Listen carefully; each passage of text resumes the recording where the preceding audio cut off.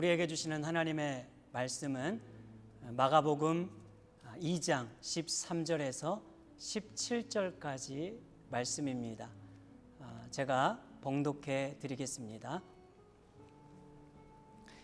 예수께서 다시 바닷가에 나가심에 큰 무리가 나왔거늘 예수께서 그들을 가르치시니라.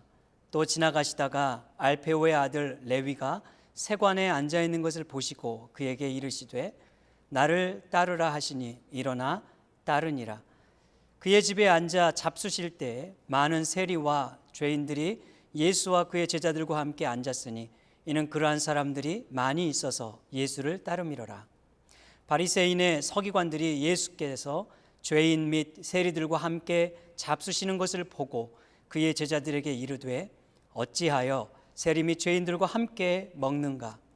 예수께서 들으시고 그들에게 이르시되 건강한 자에게는 의사가 쓸데없고 병든 자에게라야 쓸데있느니라. 나는 의인을 부르러 온 것이 아니요 죄인을 부르러 왔노라 하시니라. 아멘. 전 세계 80여 개국을 다니면서 복음을 전했던 이 조시 맥도웰은 본래 기독교 회의론자였습니다. 그런 그가 회심한 그 일화에는 이러한 에피소드가 있었는데요. 대학교 시절에 한 여학생이 그에게 다가와 복음을 전했을 때 제발 예수 그 뻔한 종교 이야기는 그만두라고 넌더리가 난다고 그렇게 신경질적으로 반응했다고 합니다. 그때 이 여학생은 그에게 이렇게 대답했는데요. 저는 종교에 대해서 말하지 않았어요. 예수 그리스도에 대해서 말했습니다. 그 일을 계기로 회심하게 된 이 맥도웰은 전 세계를 돌아다니면서 기독교는 종교가 아니라 하나님과의 만남이라고 외치며 복음의 증거자가 되었습니다. 여러분은 종교인입니까? 신앙인입니까? 종교인과 신앙인은 다릅니다. 종교인은 자신이 원하는 것을 이루기 위하여 신을 믿는 자라고 하면, 신앙인은 하나님의 뜻을 위해 자신의 삶을 순복하는 자이기 때문입니다. 기독교의 신앙의 토대와 근거는 예수 그리스도입니다. 예수 그리스도만이 길이요, 예수 그리스도만이 진리이며 예수 그리스도만이 생명이기 때문입니다. 이것은 결코 타협할 수 없는 절대 불변의 진리입니다. 오늘날 믿음이 이 진리가 얼마나 왜곡되고 있습니까? 예수 외에 다른 것들이 첨가되고 있지 않습니까? 예수 플러스 신비, 예수 플러스 기적, 예수 플러스 능력, 예수 플러스 성공, 예수 플러스 축복과 번영. 그러나 그렇지 않습니다. 오직 예수 그리스도만입니다. 예수 그리스도만이 우리 믿음의 대상입니다. 우리는 지난주에 히브리서 저자가 말하는 참된 믿음이 무엇인가에 대해서 살펴보았다면, 오늘 이 시간에는 그러한 믿음을 갖기 위하여 우리가 확신해야 될 그 믿음의 대상이 무엇인가에 대해서 나누고자 합니다. 오늘 본문을 보면 예수님께서는 이 땅에 오신 목적을 구체적으로 밝혀주셨습니다. 17절 말씀인데요, 여러분 제가 읽어드리겠습니다. 예수께서 들으시고 그들에게 이르시되 건강한 자에게는 의사가 쓸데없고 병든 자에게라야 쓸데있느니라. 나는 의인을 부르러 온 것이 아니요 죄인을 부르러 왔노라 하시니라. 아멘. 예수님은 의인을 부르러 오신 것이 아니라 죄인을 부르러 오셨다고 말씀합니다. 괜찮은 사람이 아니라 형편없는 사람을 위해서, 자랑할 것이 많이 있는 사람이 아니라 내세울 것이 하나도 없는 자를 위하여 오셨다는 이 말씀이 얼마나 우리에게 위로가 됩니까?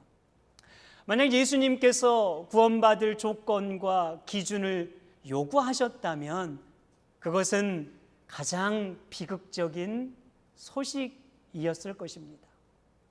왜 그럴까요?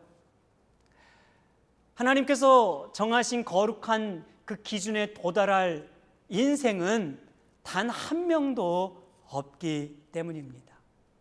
그런데 예수님께서는 그 거룩한 기준에 미치지 못하는 그 죄로 인하여 타락한 죄인들을 위하여 이 땅에 오셨습니다. 허물과 죄로 죽었고 죄의 삭은 사망이며 하나님과 생명에서 떠나 결국 의인은 없나니 하나도 없다는 그 성경의 선언 앞에서 전적으로 부패하고 타락하여 스스로 구원할 능력이 전혀 없는 그 비참한 인생을 위하여 오신 것입니다. 여러분, 이것이야말로 가장 기쁜 소식이 아니고 무엇이겠습니까? 이것이 바로 복음입니다. 저는 최근에 병원에 가서 이렇게 건강검진을 받은 적이 있는데요. 미국에는 우리 각 사람을 담당하는 주치의가 있지 않습니까? 그래서 어떤 문제가 생기면 가장 먼저 주치의에게 전화를 걸어 상담을 하죠. 검사를 받으라고 하면 검사를 받고 혹은 약을 처방해 주면 약을 복용합니다. 몸이 아픈 사람에게 절대적으로 필요한 존재가 바로 의사입니다. 의사는 환자를 위해서 존재합니다. 이처럼 우리의 내면이 파괴되고 영혼이 병든 인생에게 과연 무엇이 필요할까요?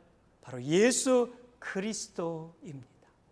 예수 그리스도만이 우리를 고쳐주실 수 있는 분이기 때문에 예수 그리스도만이 진정한 치료자가 되시기 때문입니다.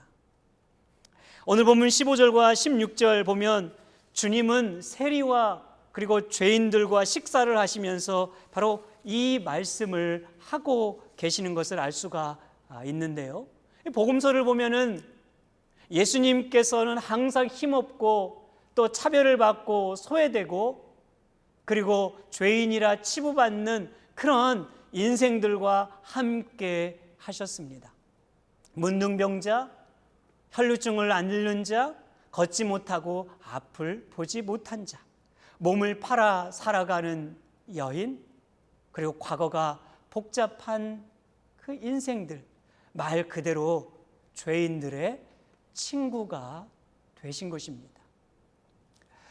주님은 자기가 오신 목적을 이렇게 말씀하셨지요. 인자가 온 것은 잃은 자를 구원하시기 위함이라.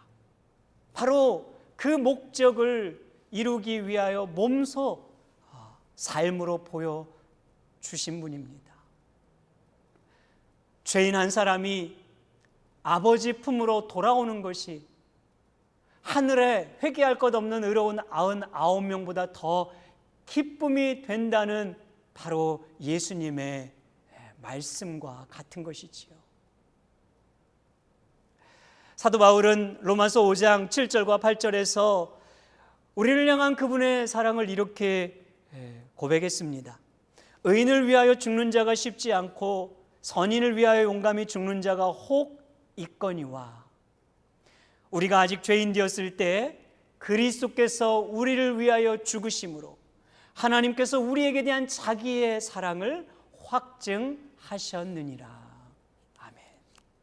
그리스도께서 우리를 죽으심으로 하나님께서 그 사랑을 확증해 주셨다는 말씀.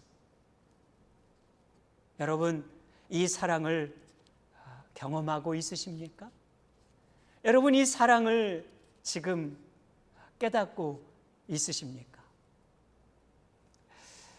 오랜 기간 쾌락과 방탕에 빠져 있다가 회심한 어거스틴은 그의 참여력에서 바로 죄인을 향한 하나님의 사랑을 이렇게 표현했습니다. 여러분 한번 들어보시길 바랍니다. 내가 이해할 수 없는 신비가 하나 있습니다. 내가 하나님이라면 나는 이 지구에 살고 있는 모든 인간들을 다 박살내버리고 말았을 것입니다. 그런데 하나님께서 나를 사랑하시는데 마치 세상에 나 한 사람밖에 없는 것처럼 사랑하셨습니다. 만약 내가 지구상에 유일하게 생존하는 인간이라 할지라도 그리스도께서는 여전히 나를 위해 죽기를 기뻐하셨을 것입니다. 참 얼마나 감동이 되는 고백입니까? 오늘 저와 여러분에게도 이 어거스틴과 같은 이 분명한 믿음의 고백을 가지고 있습니까? 이 멋진 고백, 참으로 아름다운 이 신앙의 고백을 우리 모두가 소유할 수 있기를 바랍니다. 예수 그리스도 안에서 승리했던 한 여인을 여러분에게 소개하고자 합니다. 1820년에 뉴욕의 작은 마을에서 태어난 이 페니 크로스비는 의사의 실수로 인해서 6주 만에 시각장애인이 되었습니다. 그녀는 가난하여 제대로 치료를 받지 못하였고 결국 한평생 앞을 보지 못한 채 살아야 했습니다. 얼마나 가련하고 불행한 여인입니까? 그런데 그녀가 12,000여 곡의 찬송가를 지었다는 것을 알고 있습니까?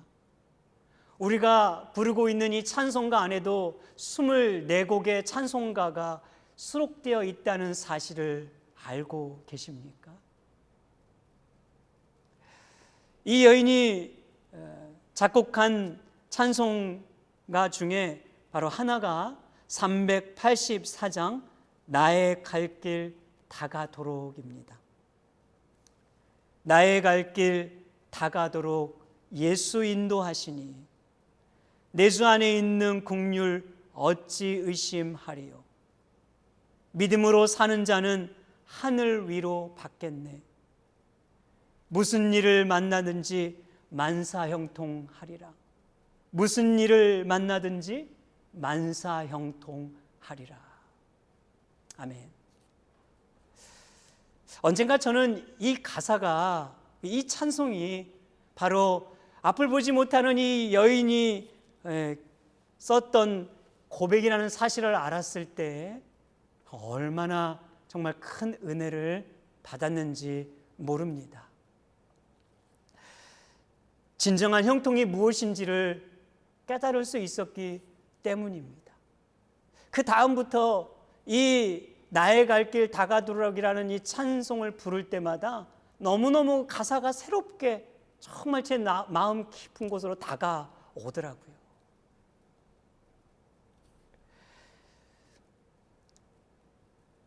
평생을 앞을 보지 못하는 이 여인이 어떻게 형통을 고백하고 갈 수 있습니까? 그것도 만사 형통이라 고백할 수 있는 것이 도대체 여러분 이해가 안 되잖아요. 무엇이 이런 고백을 할 수 있도록 했을까요? 무엇이 그녀로 하여금 그것 또한 만사 형통이라는 그 신앙 고백 속에 살아가도록 했던 것일까요? 바로 그 비결은 그녀의 삶의 중심에 예수 그리스도가 계셨기 때문입니다. 오늘 우리의 인생에 예수를 가슴에 모시고 살 수 있다면 그럼 우리 또한 이런 신앙 고백을 하며 살아갈 수가 있습니다. 누구보다도 만사 형통하다고 고백하고 자랑하고 찬송하면서 살아갈 수 있는 삶이 될 수 있습니다. 여러분들의 마음에, 여러분들의 가슴에 이 예수가 있으십니까?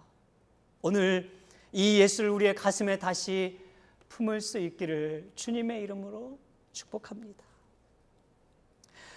예수님께서는 죄인의 대명사였던 바로 세리 레위의 인생 속에 찾아오셨습니다. 여러분 오늘 14절 말씀에 보면은요, 또 지나가시다가 알페오의 아들 레위가 세관에 앉아 있는 것을 보시고 그에게 이르시되 나를 따르라 하시니 일어나 따르리라. 아멘. 이것은 한 신학자의 표현처럼 참으로 경이롭고 그리고 파격적이며 놀라운 일이었습니다. 여러분, 왜 그럴까요? 아마 세리라는 직업과 관련이 있는데요. 당시 가버나움은 북쪽으로 다메섹과 그리고 두로, 남쪽으로는 예루살렘과 애굽을 연결하는 상업의 교통 중심지였습니다. 그곳에는 세관이 있었어요. 로마 정부는 그들의 큰 건물들을 지키기 위해서, 그리고 전쟁을 하기 위한 그 비용을 충당하기 위하여 바로 이 식민지 국가를 상대로 세금을 징수했습니다. 가버나움 지역에서도 유대인들을 채용해서 세금을 받았던 것이죠. 통행세 혹은 통관세 그리고 어업세 등을 받았던 거예요. 근데 문제는 세리들이 기준보다 더 많은 비용을 착취하여 인마이 포켓을 하고 있었던 것이죠. 은밀한 뒷거래가 오고 가면서 많은 돈을 그들은 만질 수가 있었어요. 그렇게 부를 축적하고 있었던 것입니다. 그래서 이러한 세리들은 당시 동족의 피를 빨아먹는 반역자요 매국노라는 비난과 멸시를 피할 수가 없었습니다. 그런데 여러분, 이 레위가 어디에 앉아 있어요? 세관에 앉아 있다는 것을 보면 그는 일개의 일반적인 직원이라기보다는 어느 정도 직위가 높은 사람이었던 것으로 보입니다. 예수님께서는 바로 이처럼 세관에 앉아 있는 레위를 찾아가시고 그를 보신 것입니다. 무엇을 보셨을까요? 한 인간의 실존을 보셨습니다. 그가 고뇌하고 갈등하는 내면의 상태를 보신 것입니다. 여러분, 레위는 세상적인 성공을 위해서 앞만 보고 달려온 그런 인물이었습니다. 좀 문제가 되면 어때? 좀 도덕적으로 비난을 받으면 어때? 좀 잘 살면 되지, 더 풍요로운 삶을 영위하면 되지 하는 그런 인간적 욕망을 가지고 부단히 달려왔어요. 그는 돈과 명예와 권력을 거머쥐고 있었던 부러울 것 없는 사람이었습니다. 그런데 부유했지만 진정한 만족이 없었고, 명예는 있지만 기쁨이 없었습니다. 권력도 가졌지만 행복하지 못했던 것 같아요. 예수님께서는 겉모습과 달리 소용돌이 치고 있는 그 한 사람 레위의 깊은 내면을 다 보셨던 것이지요. 사실 이 마가복음에서는 정확하게 그 내면의 상태를 말하고 있지 않는데요, 마태복음에는요 자신의 내면의 상태를 좀 더 간접적으로나마 우리에게 묘사해주고 있습니다. 여러분, 마태와 레위는 동일 인물이에요. 레위가 본명이라면 마태는 예수님을 만난 이후에 바꾸어 주신 이름입니다. 그래서 마태의 이름의 뜻은 하나님의 선물이라 라는 의미가 있죠. 마태복음 9장에서 마태는 자신의 이야기를 전후로 해서 인생의 문제를 안고 있는 여러 부류의 사람들을 기록해 주고 있습니다. 중풍병자, 그리고 딸이 죽게 된 회당장 야이로의 이야기, 혈울증을 앓고 있는 여인, 안 못 보는 두 맹인, 그리고 귀신 들려 말 못하는 사람. 이게 모두 어떤 사람입니까? 외적으로 내적으로 중대한 문제를 안고 있었던 사람들입니다. 그들 사이에 자신의 내용을, 자신의 이야기를 포함시켜서 본인 또한 얼마나 내면적인 투쟁을 하고 있었는지, 그 내면이 얼마나 소용돌이 치고 있었는지를 말해주고 있었습니다. 마태는 마태복음 9장 36절에서 이렇게 고백합니다. 목자 없는 양같이 길을 잃고 방황하던 자신이 참 목자이신 예수를 만나게 되었다고 고백하고 있는 것입니다. 예수님은 우리의 인생을 그냥 보는 법이 없습니다. 여러분, 인간은 단 한 번도 하나님을 찾지 않았습니다. 하나님이 가장 먼저 우리를 찾아오셨습니다. 마치 예수님이 이 레위 마태를 찾아가신 것과 같습니다. 주님은 우리를 보실 때 피상적으로 보시거나 대충 보시는 법이 없으십니다. 그분은 우리의 인생을 속속히 보십니다. 우리의 깊은 내면을 꿰뚫어 보실 수 있는 분이십니다. 광야에 쫓겨나 괴로워하는 그 하갈의 인생을 보셨듯이 38년 동안 몸을 움직일 수 없어 누워있는 한 병자의 그 고통과 아픔과 슬픔을 다 보셨듯이 그렇게 주님은 우리의 인생을 낱낱이 보시는데 겉과 속을, 외면과 내면을, 마음의 중심 모든 것까지 다 보실 수 있는 분입니다. 주님은 전 인생을 보실 수 있어요. 요한계시록에서 사도 요한이 말했듯이 그분은 불꽃 같은 눈을 가지고 계시기 때문입니다. 왜요? 그분은 하나님이시기 때문에. 하나님이신 예수님은 우리의 인생을 그렇게 속속히 보시는 분이에요. 그런 목자이신 예수님을 만나고 마태는 이렇게 우리에게 호소하고 있는 것입니다. 여러분, 심령이 가난할 때 그때에 주님을 만날 수 있는 가장 복된 시간입니다. 주님 앞에 눈물을 쏟을수록 우리는 더 큰 위로를 경험할 수 있게 됩니다. 염려를 주께 맡겨 버리십시오. 먹을 것, 입을 것, 마실 것을 주님께 다 맡겨 버리십시오. 그리고 구하고 찾고 두드리십시오. 구하게 하시고 찾게 하시며 열리게 하실 것입니다. 인생의 질병뿐 아니라 만물을 주관하시고 영적인 세계까지 다스리시는 예수 그리스도만을 신뢰하라고, 그분만을 의지하라고 호소하고 있습니다. 그러면 그 예수 그리스도께서 우리의 인생을 책임져 주시기 때문입니다. 여러분, 이 마태의 호소를 오늘 우리 마음에 다시 한번 새길 수 있기를 바랍니다. 마태는 예수님의 부르심 앞에 이제 즉각적으로 순종했습니다. 여러분, 14절 말씀에 보면은 이렇게 말하죠. 예수께서 세관에 앉아 있는 것을 보고 그에게 이르시되 나를 따르라 하시니 일어나 따르니라. 아멘.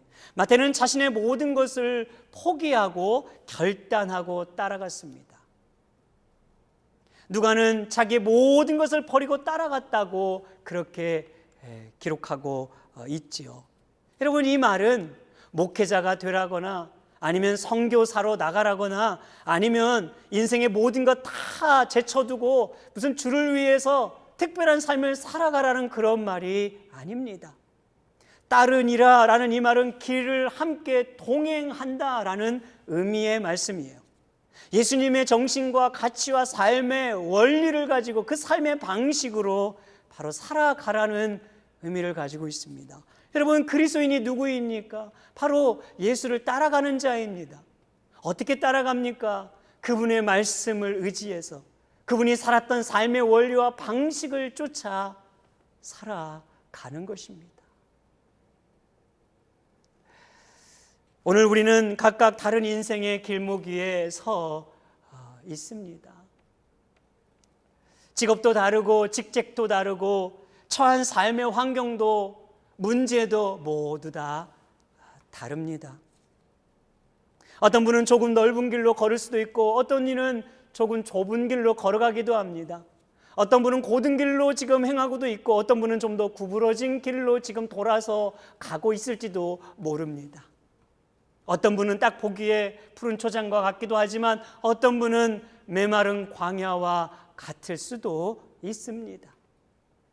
그런데 여러분, 중요한 것은 어느 길에 있든지 어떤 환경에 있든지 믿음의 대상이신 예수 그리스도를 의지하고 그분을 뒤따라가는 것입니다.